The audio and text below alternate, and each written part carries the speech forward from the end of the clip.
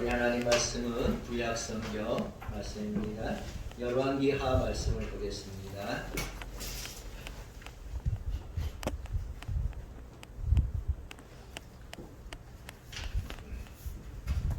열왕기하 18장 1절에서부터 말씀 8절까지 보도록 하겠습니다.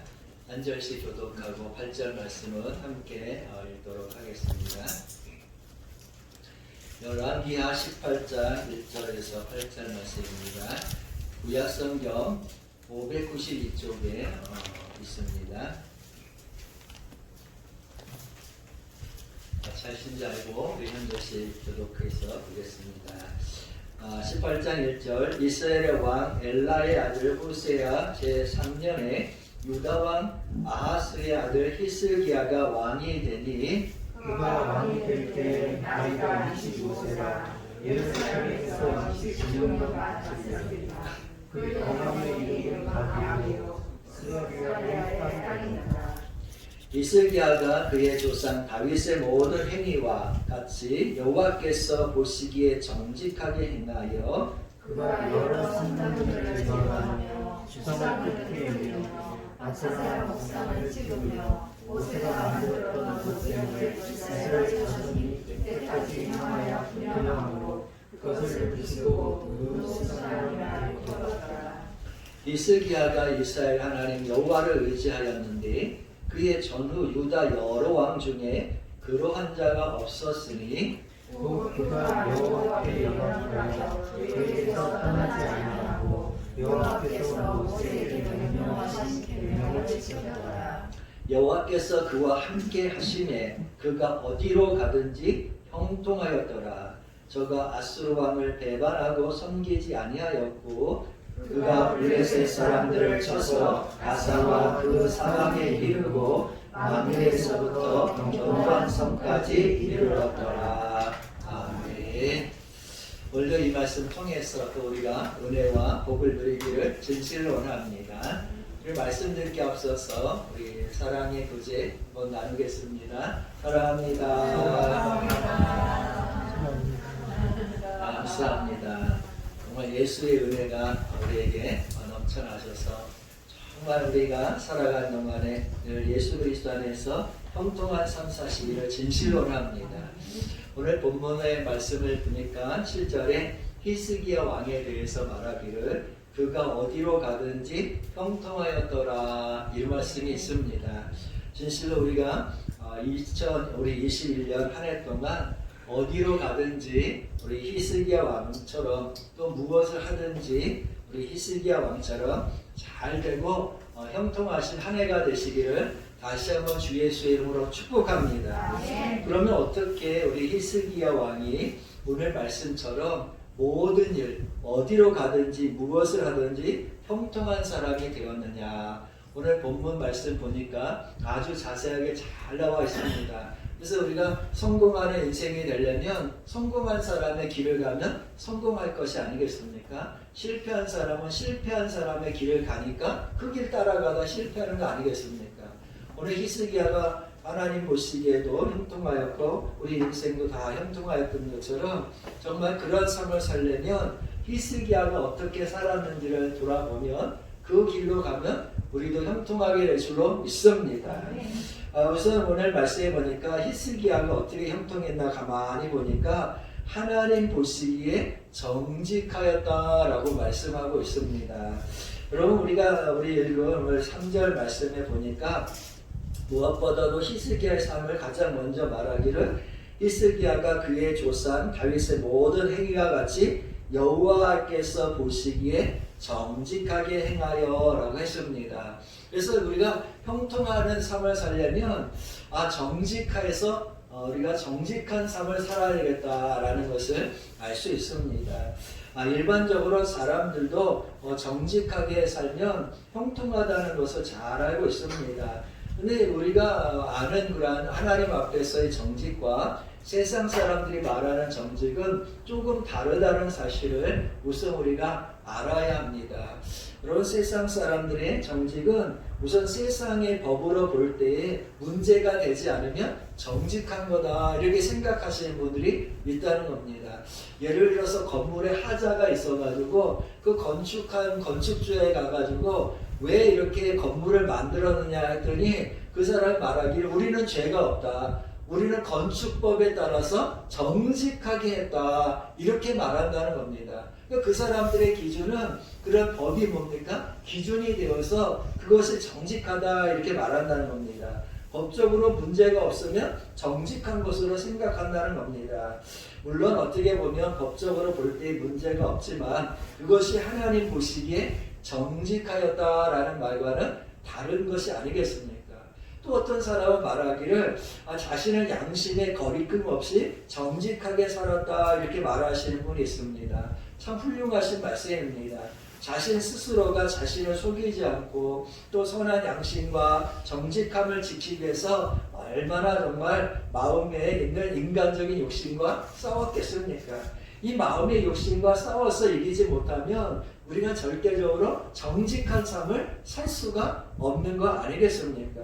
그래서 이 베드로 전서 3장 16절에도 말씀하시기를 선한 양심을 가지라. 이는 그리스도 안에 있는 너희의 선행을 욕하는 자들로 그 비방하는 일에 부끄러움을 당하게 하려 함이라. 이렇게 말씀하고 있습니다. 그래서 이 베드로 사도의 말과 같이 우리가 선한 양심을 가지라고 성경은 말씀하는데 왜 선한 양심을 가져야 되느냐 이렇게 봤더니 그 비방하는 일에서 부끄러움을 당하지 않기 위해서 그렇다 이렇게 말한다는 겁니다. 여러분 많은 사람들이 사실 자신의 양심을 지키는 이유 중에 하나는 정말 베드로 사도가 지적한 것처럼 주위에 있는 사람들의 눈이 무서워서 양심을 지키는 사람들이 있다는 겁니다. 혹은 사람들에게 부끄러움을 당하지 않으려고 어떤 사람은 자신에게 뭐가 있냐면 체면이 있기 때문에 또 어떤 사람은 명예가 있고 또 명성이 있기 때문에 그 명성과 명예를 잃어버리지 않으려고 이렇게 양심을 지키는 사람도 있다는 겁니다. 현실적으로 비난에서 벗어나려고 양심을 지키는 거죠. 그렇다고 해서 그것이 하나님이 원하시는 정직한 삶이냐 생각해 볼 때에 또 그렇지 않다는 사실입니다. 오늘 말씀에 보니까 히스기야는 그러면 어떻게 정직한 삶을 살았나 가만히 보니까 그 구절에 있는 것처럼 여호와께서 보시기에 정직하였다 이렇게 말했다는 겁니다. 사람이 보기에 정직한 것이 아니라 어떤 법에서 정한 그 법에 따라서 정직한 것이 아니라 하나님 보시기에 정직하였다 이렇게 말씀한다는 사실입니다. 그래서 예수 믿는 사람들이 복을 받고 그 삶이 형통하기 위해서는 절대적으로 필요한 것이 뭐냐? 여러분 사람은 우리의 마음을 알지 못합니다. 법은 우리의 마음을 깨뜨려 볼 수가 없습니다. 그러나 하나님께서는 뭘 보시느냐? 우리의 양심을 찔러서 다 보시는 분이 하나님이신 줄로 믿습니다. 우리 마음까지도 일일이 보시는 분이 하나님이신 줄로 믿습니다. 그래서 이 사람의 눈으로 볼 때는 정직하게 보여도 그 마음에 정직하지 못한 사람들이 있다는 겁니다. 이런 사람들은 그를 가리켜서 정직한 사람이다, 올곧은 사람이다 이렇게 말할지라도 하나님 보시기에는 정직하지 못한 사람도 있다는 사실입니다. 그러므로 여러분 우리가 어디로 가든지 오늘 말씀처럼 형통하기 위해서는 다른 것보다 하나님 보시기에 정직한 삶을 살아야 되겠다. 여러분 우리가 우선 이 말씀을 기억하기를 진실로 원합니다. 그래서 이 다윗은 이 우리의 아내 밧세바와 간음의 죄를 짓고 회개할 때에 무엇보다 그가 회개하는 제목 중에 시편 51편 10절 말씀에 보니까 이렇게 기록되어 있습니다. 하나님이여 내 속에 정한 마음을 창조하시고 내 안에 정직한 영을 새롭게 하옵소서 이렇게 기도하고 있습니다. 그러니까 다윗이 복받은 이유 중에 하나는 뭐냐면 자기 안에 뭐가 회복되기를 하나님 보시기에 정직한 영이 회복되기를 기도했다는 사실입니다. 그러니까 다윗도 한때는 체면을 지키려고 했고 명성을 지키려고 했다는 사실입니다. 그런데 하나님께서는 그것을 용납지 아니었었다는 거죠. 여러분 우리가 우리의 삶이 형통하려면 정말 하나님 보시기에 정직한 삶을 살기를 주님 부탁드립니다. 어떤 분들은 말하기를 아니 어떻게 세상에 살면서 정직하게 일해서 성공할 수 있느냐 이렇게 말하는 분도 있습니다.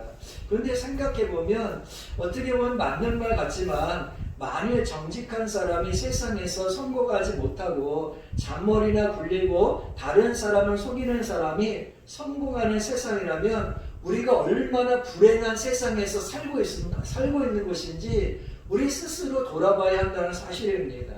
그들이 성공한다면 정말 이 세상은 불행한 세상이 아니겠습니까? 우리의 삶도 불행한 거 아니겠습니까? 그러면 우리가 자녀를 어떻게 정직하게 살아야 된다, 하나님 말씀대로 살아야 된다 가르칠 수 있겠습니까? 우리 스스로가 그럴 거 아니겠습니까? 정직하게 살아봤자 세상에 성공할 수가 없다. 잔머리를 잘 굴려야 된다. 융통성 있게 거짓말을 잘해야 된다. 그래서 남의 것을 어떻게 해서든 빼앗아가면서 살아야 된다. 이런 걸 가르치는 그런 부모가 될 거 아니겠습니까? 여러분, 우리 예수 믿는 사람은 하나님께서 보기에 근원이신 줄 믿습니다. 따라서 우리가 정말 세상에서 어떻게 말하고 세상 사람들이 어떻게 살든지 간에 하나님 앞에서 정직함을 가리킬 때에 하나님께서 그 인생의 축복자가 되시고 복의 근원이 되시는 줄 믿습니다. 그래서 하나님은 분명한 사실은 정직한 사람을 축복하시는 분이라는 겁니다. 시편 84편 11절 말씀 보면 여호와 하나님은 해요 방패시라 여호와께서 은혜와 영화를 주시며 정직하게 행하는 자에게 좋은 것을 아끼지 아니하실 것입니다. 이렇게 말하십니다. 그래서 하나님께서는 정직하게 행하는 자에게 좋은 것을 아끼지 아니하고 주신다는 사실입니다. 여러분, 우리가 어디로 가든지 히스기야 같이 무엇을 하든지 형통하기 위해서는 무엇보다도 하나님께서 우리의 마음을 감찰하신다는 사실을 깨닫고 사람이나 법이나 어떤 세상의 것에 기준이 있지 아니하고 하나님 앞에 기준을 세워서 선한 양심으로 정말 살기를 주여 부탁드립니다. 그럴 때 정말로 오늘 말씀처럼 히스기야 같이 다 여러분의 인생이 정말 회복되고 축복의 자리에 서고 정말 범사가 형통할 줄로 믿습니다. 두 번째로 여러분, 오늘 히스기야가 어디로 가든지 형통하였다고 했는데 그것은 다른 것보다 그 삶을 하나님께 의지하여 살기로 결심했기 때문이라는 사실입니다. 그가 왕이 될 때가 25세의 나이로 왕이 됐다고 했습니다. 25 젊은 나이가 아니겠습니까? 이 젊은 나이에 왕이 되어서 보니까 나라를 살펴보니까 나라가 얼마나 우상 숭배로 가득 찼는지 모릅니다. 우리나라도 유명한 산에 가보면 다 절간이 있고 귀신을 섬기지 않습니까? 그런데 이스라엘 나라도 마찬가지였다는 사실입니다. 이 히스기야가 왕이 되어 보니까 이 가는 곳마다 정말로 이 바알을 섬기는 산당이 놓여 있었고 아세라 목상이 높이 올려져 있었다는 사실입니다. 심지어 오늘 말씀해 보니까 어느 정도였냐면은 모세 시대에 모세가 이스라엘 백성들을 죄에서 구원하기 위해서 노스로 만든 놋뱀이 있었는데 그 놋뱀조차도 뭡니까? 분향을 하며 예배를 드리면서 놋뱀을 신으로 섬겼다는 사실입니다. 그러니까 히스기야가 이것을 볼 때에 이거는 정말 하나님 앞에 바르지 못한 거 아니겠습니까? 그래서 하나님 앞에 자신이 결단하고 내 인생은 누구만 의지하리라? 하나님만 의지하리라. 이렇게 결단하고 그 바알과 더 나아가서 아세라 모든 목상을 다 깨부셨다는 겁니다. 심지어 모세 시대에 만들어진 놋뱀을 이스라엘 백성들이 보는 앞에서 깨가지고 다 부숴가지고 르흐스단이다 이렇게 선언했다는 사실입니다. 여러분, 모세 시대에 이 만들어진 놋뱀을 부순다는 것은 굉장히 어려운 일 중에 하나였다는 사실입니다. 아시는 것처럼 놋뱀이 어떻게 만들어졌습니까? 이스라엘 백성들이 광야에서 하나님 말씀에 불순종했을 때에 모세가 기도하지 않았습니까? 이 백성을 어떻게 하나님 구원하셨습니까? 간절히 기도했더니 하나님께서 놋뱀을 만들어서 그 장대에 달아서 높이 올려서 그 뱀을 보는 자마다 내가 살려주겠다 이렇게 약속하는 것이 놋뱀의 시초가 아니겠습니까? 그 하나님께서 말씀하셔서 세운 것이 노뱀인데 그 노뱀을 뭐한다? 깨부신다? 이거 쉽지 않은 일이라는 사실입니다. 그런데도 놀랍게도 이 히스기야는 그것을 다 깨부시면서 노뱀이 하나님이 아니라는 겁니다. 노뱀에게는 능력이 없다는 겁니다. 구원하시는 분이 누구다? 하나님이라는 겁니다. 그러면서 그 노뱀을 부시면서 르흐스단이다 이렇게 선언했습니다. 여러분 거기 르흐스단이라는 말의 뜻이 뭡니까? 여기 보면 각주에 간주에 나타나 있는데 뭐다? 노조각이다 이렇게 기록되어 있지 않습니까? 노조각이라는 뜻입니다. 그러니까 노조각에 불과하다는 거예요. 섬길 것이 아니라는 거예요. 여러분 우리도 이 예수님의 십자가도 마찬가지입니다. 십자가는 여러분 섬김의 대상이 아니에요. 우리가 경배할 대상이 아니에요. 숭배의 대상도 아니고 예배의 대상도 아닙니다. 그게 금으로 만들었든 은으로 만들었든 철로 아무리 예쁘게 꾸몄든지 간에 십자가를 우리가 섬기는 게 아닙니다. 십자가가 의미가 있는 것은 그 십자가의 예수 때문에 의미가 있는 것이고 그냥 구원의 상징일 뿐입니다. 여러분 구원의 능력은 십자가가 있는 것이 아니라 하나님께 있는 것이요 예수의 보혈에 있는 줄로 믿습니다. 그러므로 여러분 우리 십자가를 버려야 되는 거예요. 사실은 여러분 마음에 십자가가 아니라 예수가 있기를 진실로 원합니다. 예수가 생명이라는 사실을 깨달아 알기를 진실로 원합니다. 그래서 히스기야는 이 모든 우상을 다 깨뜨려 버렸습니다. 다 잘라버렸습니다. 그래서 이렇게 정말로 히스기야가 우상을 크게 깨뜨리고 모세의 시대에 만들어진 노뱀까지 깨어 부숴버린 이유가 뭐냐? 5절과 6절 말씀해 보니까 오늘 분명하게 이렇게 말합니다. 뭐라고 말씀합니까? 히스기야가 이스라엘 하나님 여호와를 의지하였는데 그의 전후 유다 여러 왕 중에 그러한 자가 없었으니 곧 그가 여호와께 연합하여 그에게서 떠나지 아니하고 여호와께서 모세에게 명령하신 계명을 지켰더라. 이렇게 말씀하고 있습니다.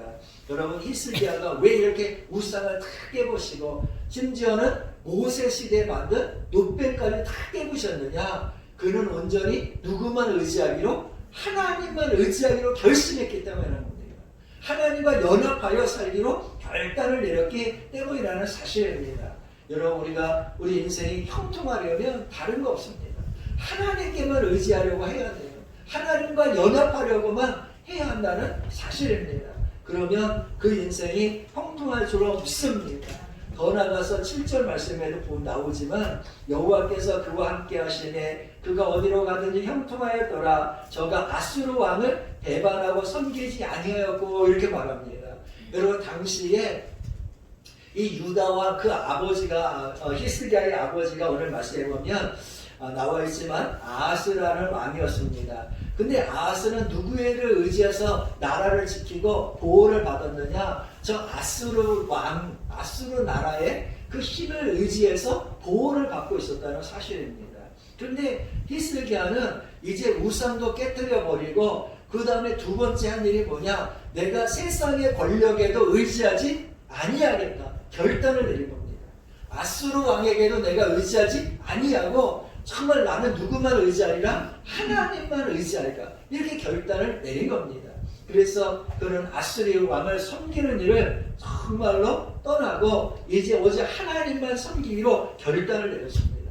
사실 히스기야가 왕이 되었을 때는 이 나라가 얼마나 쪼그라들고 힘이 없고 연약한 나라인지 모릅니다. 아사왕 시대도 마찬가지였지만 정말 강원도 많은 이 조그만 나라가 무슨 힘이 있었겠습니까? 그 아시리아라는 엄청난 대국에 의지하지 아니하고 하나님만 의지한다? 쉬운 일이 아니었다는 사실입니다. 그렇게 결단을 내리니까 여러분 무슨 일이 있었겠습니까? 아수르가 가만히 있었겠습니까? 하나님만 의지하려고 하는데 마귀가 가만히 있겠습니까? 우리가 잘 아는 것처럼 13절 이하의 말씀에 보면 아수르 왕 사네립이 유다 나라를 공격하기 위해서 수많은 대군 18만 5천 명 이상의 대군을 끌고 이제 유다 나라 예루살렘에 와서 다 둘러싸지 않습니까? 그리고 항복을 요구하지 않습니까? 그때 히스기야가 어떻게 합니까? 그 어려운 시련과 위기 속에서도 흔들리지 아니하고 오직 오직 하나님께만 뭡니까? 간구하고 기도하고 하나님께 엎드리지 않습니까? 그랬더니 하나님께서 무슨 일을 하셨느냐? 여러분이 19장 35절 말씀 잠깐만 우리 살펴서 읽겠습니다. 19장 35절 말씀에 보니까 이런 말씀이 기록되어 있습니다. 우리 함께 읽어볼까요? 35절 이 밤에 여호와의 사자가 나와서 아수르 진영에서 군사 18만 5천 명을 친지라. 아침에 일찍 일어나 보니 다 송장이 되었더라. 아멘. 여러분 얼마나 놀라운 일인지 모릅니다. 이 히스기야가 오직 하나님께만 의지하고 간절히 구했더니 하나님께서 그 밤에 주의 사자를 보내가지고 함께 왔던 아수르 군대 18만 5천 명을 그 자리에서 뭡니까? 다 죽여버렸어요. 아침에 일어나 보니까 다 시체만 있는 거예요. 그럼 얼마나 놀라운 일이 일어난지 몰라요. 여러분 하나님께 의지하니까 하나님께서 그 인생을 축복하시고 인생을 역전시켰다는 사실입니다. 여러분 이곳에서 끝난 게 아니에요. 18만 5천 명이 죽었으니까 그들이 가지고 왔던 그 모든 곡식이 누구 것이 되겠어요? 그들이 소유했던 금근 보석 이 보화가 누구 것이 되겠어요? 더 나아가서 그들이 가져왔던 엄청난 무기들이 있었을 거 아니겠습니까? 그 무기를 그들이 가지고 갈 수가 있었겠습니까? 그 자리에 내려놓고 다 떠났다는 겁니다. 그래서 한 번에 여러분 하나님께서 얼마나 축복하셨는지 그 작은 나라가 그 주위에 있는 어떤 사람도 감히 뭐 할 수 없도록 건드릴 수 없는 나라로 히스기야 왕 때에 엄청난 축복을 하셨어요. 그 곡간이 얼마나 차고 넘쳤는지 모릅니다. 히스기야에 가진 무기나 더 나아가서 금은보화가 어디서 왔느냐? 이때 하나님께서 다 주셨다는 사실입니다. 여러분 하나님께서는 그 인생의 위기에서만 구하실 뿐만 아니라 하나님께서 그 인생을 부유하게 하시고 명예롭게 하시고 존귀하게 하시는 분이 하나님이신 줄 믿습니다. 하나님만 의지하면 하나님께서 반드시 인생의 위기가 끝나면 큰 축복으로 그 삶을 바꿔주시는 분이 하나님이십니다. 그러므로 인생에 환난이 오고 위기가 올 때 두려워하지 말고 더 하나님을 의지해야 돼요. 더 하나님을 가까이 해야 돼요. 더 하나님께 무릎 꿇으면 하나님 역사하시는 거예요. 지금 코로나19로 인해서 한국교회가 어려움을 많이 당하고 있지만 이때에 하나님께 더 의지해야 되는 거예요. 더 간구해야 되는 거예요. 더 예배에 힘써야 되는 거예요. 제가 기도를 하면서 느끼는 거지만 그래요.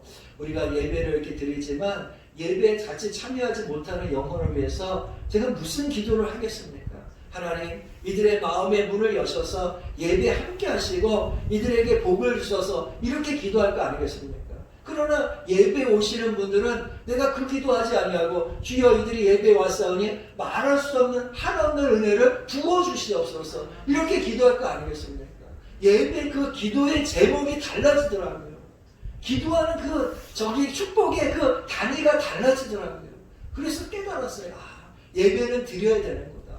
예배를 드려야 복을 받는 거다. 왜냐하면 이 목사가 축복하는 그 사이즈가 달라지고 기도 제목이 달라지더라고요. 그래서 크게 깨달았습니다. 여러분 하나님은 자신을 의지하는 그 사람에게는 반드시 복을 주십니다. 아브라함이 형통했던 이유도 그것이고 이삭이 가뭄의 때에 100배를 복을 받은 것도 그것이고 야곱이 삼촌의 라반의 집에서 축복이 받은 그 원인도 바로 그것이라는 겁니다. 하나님께 의지하려고 하면 하나님은 축복하세요. 그래서 에스더가 죽으면 죽으리라 결단하니까 하나님께서 그 인생을 역전시키시잖아요. 여러분 우리도 이 히스기야처럼 또 아사왕처럼 또 여기는 에스더처럼 내가 강자와 약자 사이에서 우리를 도와주실 분은 누구밖에 없다? 하나님밖에 없다. 이 환난을 이기게 하실 분은 누구밖에 없다? 하나님밖에 없다. 정말 죽으면 죽이라고 결단을 내리니까 하나님께서 히스기야를 축복하셔서 오히려 18만 5천 명을 단번에 쓸어버리시고 그들이 가져왔던 모든 보화와 무기와 곡식까지도 다 주셔가지고 거대하고 풍족한 나라로 만드셨다는 사실입니다. 그래서 어디로 가든지 히스기야는 뭐였더라? 형통하였더라. 여러분 이 말씀의 주인공이 돼야 돼요. 어디로 가든지 무엇을 하든지 형통하시기를 주의 축복합니다. 마지막으로 여러분 그가 형통했던 이유가 뭐냐? 그는 하나님의 말씀에 순종하여 살았기 때문입니다. 이미 우리가 8절에서 읽었지만 그 후반절에 보시면 여호와께서 모세에게 명령하신 그 계명을 지켰더라 이런 말씀이 있습니다. 여러분 모세에게 명령하신 하나님의 말씀을 지켰다는 겁니다. 여러분 저는 한 해 동안 기도하는데 길게 기도하지 않습니다. 제 기도 제목은 보여준 대로 말씀하신 대로 이루어 주옵소서. 저는 이렇게 간단하게 믿음으로 기도합니다. 하나님은 말씀하신 대로 이루어 주시는 분이에요. 이 사실 믿습니까? 작년에도 여러분 우리에게 이삭의 복을 주셔서 형통하게 하신 줄로 믿습니다. 작년 우리 재정을 봐도 정말로 감사한 것은 코로나로 인해서 얼마나 어려움이 성도들에게 있었겠습니까? 그런데 가만히 보니까 2020년 재정하고 2019년 재정을 볼 때에 줄어들지 않고 오히려 늘었다는 거예요. 재정이 늘은 거에 얼마나 감사한지 몰라요. 그러면 어려움이 있으면 줄어야 되잖아요. 그런데 오히려 하나님께서 늘었게 하셨어요. 그 늘었다는 건 뭐냐? 성도들의 가정이 11조도 늘은 것이고 그 사업의 감사도 늘은 것이라는 사실입니다. 재정이 늘었다는 거예요. 역시 하나님은 우리를 손해보게 하시는 분이 아니시구나. 새롭게 깨달았습니다. 여러분 하나님을 진실로 말씀대로 살려고 하면 하나님은 형통하게 할수록 믿습니다. 그래서 정말로 올 한 해 동안 정말 여러분의 인생이 형통하시기를 주로 축복합니다. 신명기 28장에 보면 여러분 우리가 말씀 잘 알고 있습니다. 그 말씀은 축복의 말씀 가운데 성읍에도 들어가도 복을 받고 들에서도 복을 받는다고 했습니다. 자녀가 복을 받고 토지의 소산과 사업이 복을 받을 수 있다 이렇게 말씀합니다. 광주리와 떡반죽 그릇이 복을 받을 수 있다 이렇게 말씀합니다. 또 들어가도 복을 받고 나가도 복을 받는다는 거예요.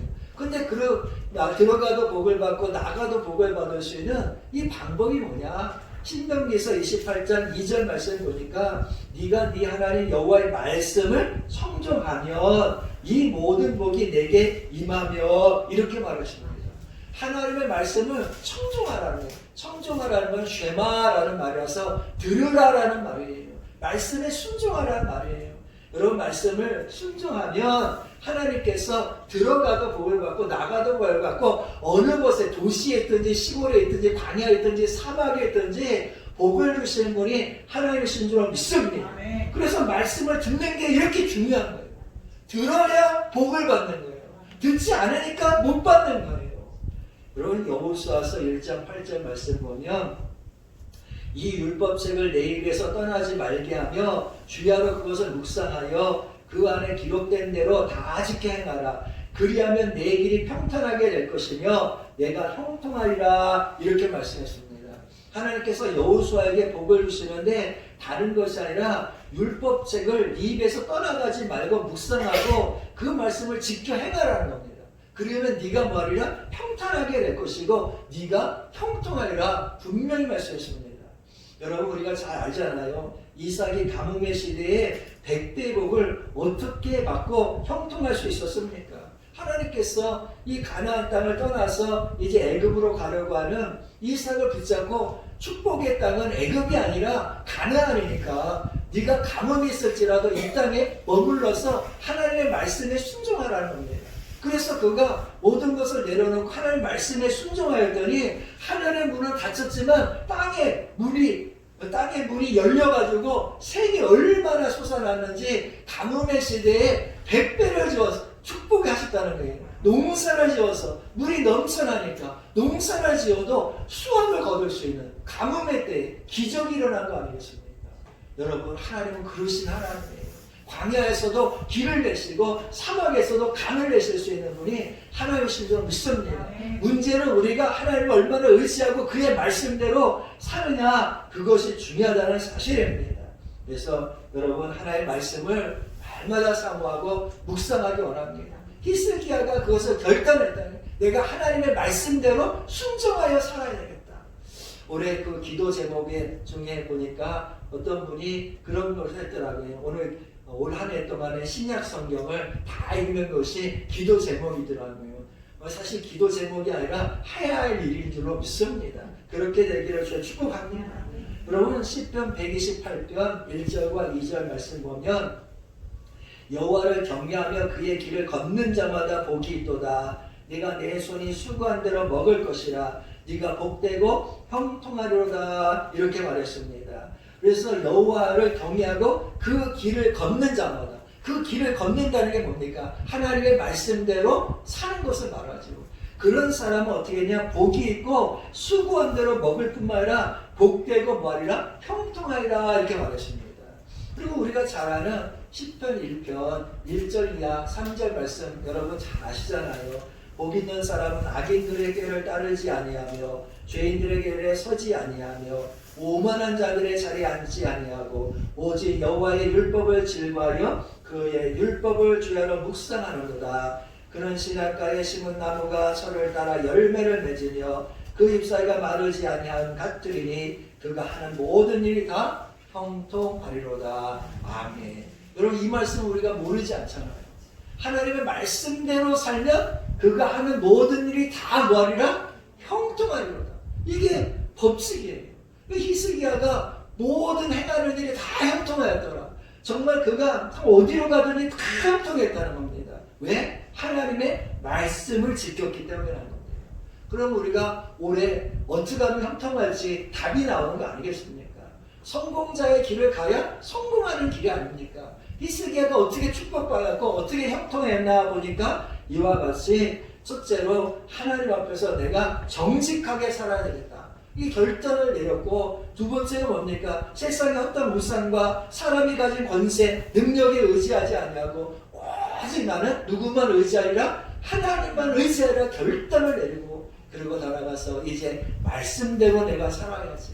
말씀대로 순종해야지. 그래야 했더니 그 하는 일이 그가 정말 어디로 가든지 다 형통했다. 하나님 함께해서 다 형통했다. 여러분 올 한 해 여러분의 인생이 다 형통하시기를 주 여러분 축복합니다. 아멘. 네, 기도하겠습니다.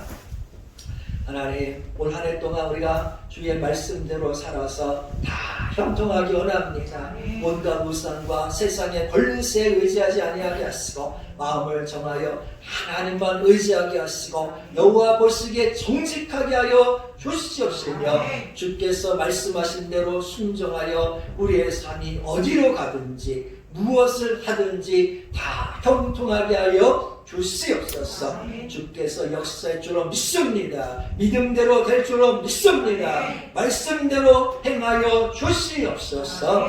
예수님의 이름으로 축복하고 기도하옵나이다. 아멘.